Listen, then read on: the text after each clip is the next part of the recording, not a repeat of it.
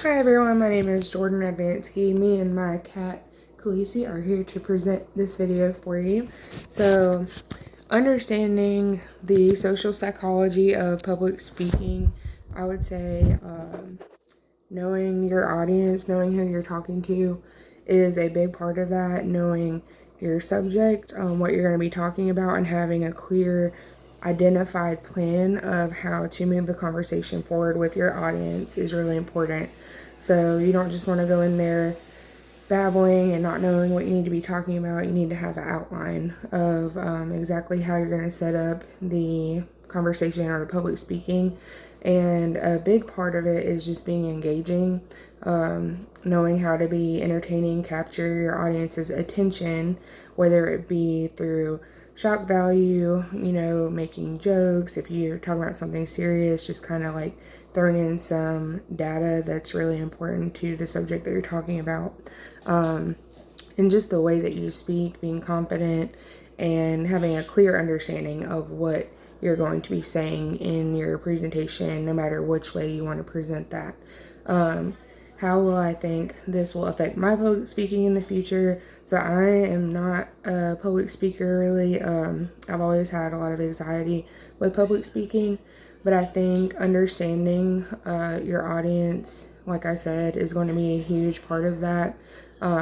If you know that you're talking to people who are interested in what you have to talk about, that's going to help a lot. But even if they aren't interested, knowing how to captivate them, how are you going to make them interested in the subject that you have to talk about? And part of that is just kind of overcoming your fear and your anxiety, and knowing that what you have to say is important, regardless of the doubts that you put in your own head. Just knowing that what you have to say is worth speaking about. And if you can find something to speak about that is greater than yourself, and it's really a big issue that you want to deal with or speak about, that always is helpful, because then you kind of have more of a calling to talk about it and you're able to overcome your fear.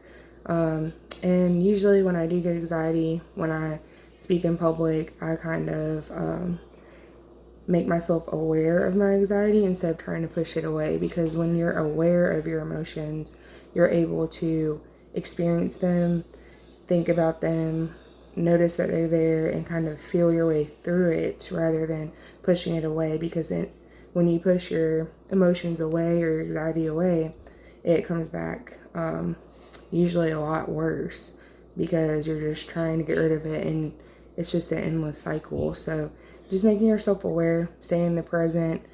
And that's another way to be engaging to your audience, is to stay in the present with your audience. And then how will this affect the way I see other public speakers in the future?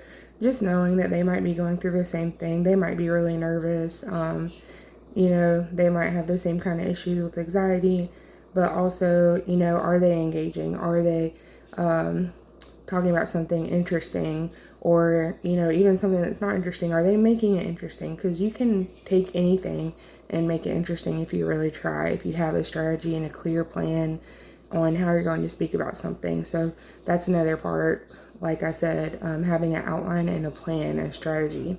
Because I've actually watched a lot of talks on stuff that I didn't really care about, but the talks were really good because they just kept the audience engaged and entertained. And even if it wasn't entertaining, it was just captivating and it made you really think. So I think just making some key points like that is the best thing you can do when you go to do public speaking. So knowing what I've experienced with public speaking helps me to understand other public speakers and what they have to offer. So, if they're kind of all over the place, might be a sign of nervousness or not having a clear plan. But if I see that they kind of have the same mood and theme set for their whole talk, it shows that they clearly outlined their ideas and their agenda, and then it's easier to understand for the audience and for the audience to be able to follow what they're saying. Thank you so much for watching. Have a good night.